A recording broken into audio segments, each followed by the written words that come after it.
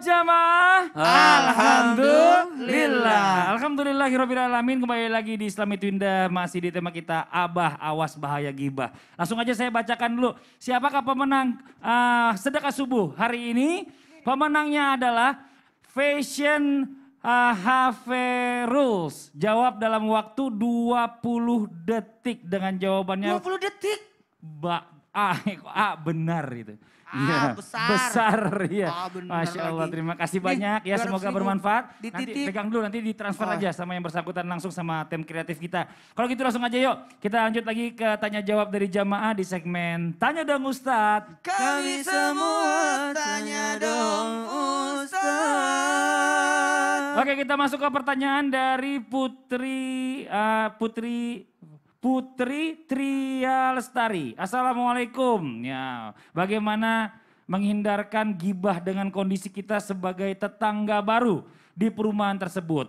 Nanti dibilang nggak mau bergaul sama ibu-ibunya. Bagaimana Ustadz Maulana? Mohon izin. Ya, jawaban simpelnya sebenarnya sibukkan diri dengan kebaikan sehingga tidak ada waktu untuk berbuat keburukan. Itu sebenarnya. Udah gitu doang? Enak aja, ada caranya. Cara menghindari gibah dalam kondisi bertetangga takutnya dibilang tidak mau bergaul. Maka pada umumnya untuk segala sesuatu baik itu di kantor, di tempat kerja, bahkan bisa jadi gibah itu ada di masjid. Bisa jadi ada gibah itu di masjid dan sebagainya. Makanya berdamailah engkau berada di masjid. Nah, cara menghindari gibah itu satu. Mencarilah kumpulan orang-orang soleh yang saling mengingatkan kalau kita lagi tergelincir. Karena tadi di awal segmen dikatakan gibah itu bisa jadi lebih besar dosanya daripada zina. Kenapa? Karena dengan mudahnya orang melakukan dosa itu. Kalau zina kan ketahuan, berzina nih. Nah, tapi kalau gibah kan gak kerasa. Dia tidak menyangka. Kemudian tadi ifsul lisan, jaga lidah. Itu bagus tadi sesam. Diam. Kemudian apa lagi? Menyadari bahwa gibah itu adalah perbuatan buruk. Makanya tim Islam itu Indah mengangkat tema ini supaya kita menghindari gibah. Ini bagus. Nah, untuk menghindari gibah, mohon maaf astagfirullahaladzim tanpa menggurui. Untuk menghindari gibah, maka kita bahas tentang ini. Awas bahaya gibah. Kemudian introspeksi diri. Karena yang bisa mengingatkan kita kalau kita salah, diri kita. Iyalah. Jangan tunggu orang lain. Introspeksi. Makanya perbanyak. Introspeksi. Ya, tuh. Oh ya, apa? Introspeksi itu. Susah banget ngomongnya. Kemudian ingat kebaikan orang yang kau gibain. Nah. Pasti lebih banyak kebaikannya. Kenapa engkau bahas keburukannya? Kemudian berpositif thinking. Berpikiran positif itu. Apalagi ya ini yang tadi saya bilang. Kita ini saling mengingatkan. Betul. Saling mengingatkan. Dan paling terbaik itu perbanyak istighfar. Jangan sampai justru kita tergelincir ini. Karena kenapa? Karena kita sendiri jarang mengevaluasi diri. Sebaik-baik manusia adalah sibuk mencari keburukannya sehingga tidak ada waktu untuk mencari keburukan orang. Ya, dan seburuk-buruk manusia Bikin status ulang Ustaz.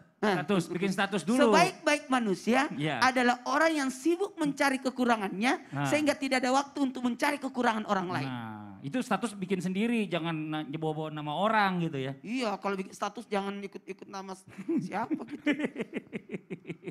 Udah, itu aja Ustaz jawabannya. Ya Allah gak mau lanjut lagi gak apa-apa. Terima kasih banyak yang sudah bertanya. Kita masuk ke pertanyaan yang berikutnya dari Ibu Sri Wahyu _ Assalamualaikum warahmatullahi wabarakatuh. Ustaz Ustazah mau bertanya. Apakah membaca status teman atau kenalan apakah termasuk perbuatan gibah? Ini berkaitannya kok demen banget sama status hari ini ya. Silakan dijawab Abi Muhammad Syah. Baik, bismillahirrahmanirrahim. Tergantung statusnya seperti apa. Jadi kan min husni islamil mar'i tarkuhu ma la ya'ni, artinya bagusnya keislaman seseorang itu untuk meninggalkan sesuatu yang fudul atau sesuatu yang tidak bermanfaat.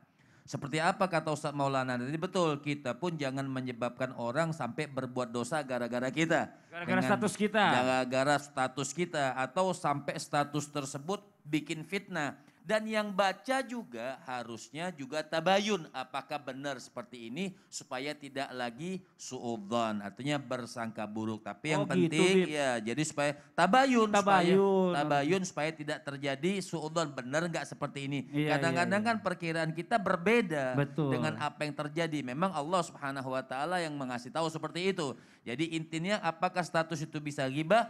Dilihat tergantung statusnya seperti apa. Dan kalau bisa nggak usah baca-baca status-status yang tidak bermanfaat. Terus kalau seandainya orang yang digosipin itu dia mau tabayun sama orang yang fitnah gimana tuh? Boleh kan gitu juga? Boleh dong, artinya tabayun harus yang menggosip terbayun supaya terjadinya jadi lurus. Kalaupun terjadi memang ada ghibah di situ, saling memaafkan. Masya Allah, mudah-mudahan sih nggak ada. Tapi ya inilah pelajaran Saya ingat namanya itu ada status. biasa tuh. Pesan berantai ya, Pesan kita ngomong, berantai. tahu ujungnya nanti beda. Beda takutnya. Beda. Iya, Karena itu ini dia. pasti ditambahin, ada dirubah, ada ditambah. Dikasih bumbu. Durasi. Oh iya, udah habis. Kalau gitu kita lanjut aja. Terima kasih banyak yang sudah mengirimkan pertanyaan. Sekarang waktunya kita mendengarkan muasabah dan juga doa dari guru kita Ustadz Syam dan Habib Muhammad. Mohon izin Ustadz Syam, tafadhol. Tapi guru-guruku, jamaah Islam itu indah dimuliakan Allah Subhanahu wa taala. Bayangkan kita sedang berdiri di padang mahsyar. Di hari penghakimannya Allah Subhanahu wa taala, menunggu giliran. Apa yang manusia lakukan di padang mahsyar? Mereka hanya menunggu dan menunggu. Dan akhirnya diperlihatkanlah segala amal soleh kita. Dan tentunya amal soleh ini hanyalah kita panen di akhirat kelak manfaatnya. Namun ternyata ada orang-orang di mana amal soleh tersebut sedikit demi sedikit terkikis habis. Kemana amal solehnya? Ternyata di balik orang yang sedang diadili ada korban-korban ghibah yang sedang mengadu kepada Allah. Ya Allah, dahulu dia memang Pak Haji. Dahulu dia memang rajin ke masjid ya Allah. Tapi setiap sampai ke masjid, pulangnya dia mampir ke rumah tetangga membicarakan keburukan saya ya Allah. Saya tidak terima ya Allah. Saya tidak terima. Apatah lagi keburukan yang dibicarakannya. Sebenarnya ya Allah, saya sudah taubatkan kepadamu ya Allah. Engkau saja ya Allah yang maha besar masih mau menutup aibku. Sedangkan dia ya Allah masih membicarakanku. Sekarang ya Allah aku minta pahala hajinya. Dan ya Allah kalau udah habis pahalanya aku minta ya Allah dosa aku berikan kepadanya. Ya Allah, itulah orang-orang muflis yang sangat dikhawatirkan oleh baginda Nabi SAW. Kita berdoa semoga kita terhindar darinya oleh guru kita Habib Muhammad. Tafadhol Habib. Bismillahirrahmanirrahim. Alhamdulillahirabbil alamin wa sallallahu wasallam ala sayyidina Muhammadin wa ala ali sayyidina Muhammad. Salatan taghfiru biha dhunubana wa dhunuba abaina mahatina ya alima sirrina wa ala niyatina wa ala alihi wa sahbihi wasallim. Radiyallahu ta'ala ashabi sayyidina Rasulillahi ajma'in ya Allah. Maafkan dosa lisan kami ya Allah. Banyak sekali kesalahan-kesalahan di dalam kehidupan kami, diri kami, lisan kami. Maka di tempat ini, di majlis pagi ini dengan majlis pagi yang penuh dengan keberkahan, maka jadikan sebab perkumpulan kami ini ya Allah. Kau ampunkan dosa-dosa kami. Amin amin ya rabbal alamin. Amin ya rabbal alamin. Masya Allah, alhamdulillah demikianlah perjumpaan kita hari ini ya. Sekali lagi mohon maaf segala kekurangan. Wabillahi taufiq wal hidayah. Wassalamualaikum warahmatullahi wabarakatuh. Waalaikumsalam warahmatullahi wabarakatuh. Astaghfirullah. Rabbana